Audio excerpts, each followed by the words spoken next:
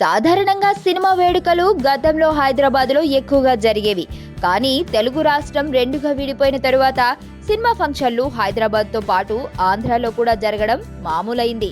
ఇప్పుడు Janata garage audio వేడుకలు ఎక్కడ నిర్వహిస్తున్నారనేది పెద్ద ప్రశ్నగా మారింది.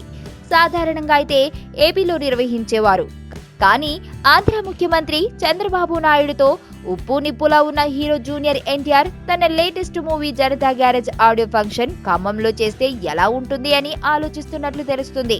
హైదరాబాద్, విజయవాడ, విశాఖపట్నం కంటే ఖమ్మం అన్ని విధాలా బాగుంటుందని ఆయన భావిస్తున్నట్లు తెలుస్తుంది.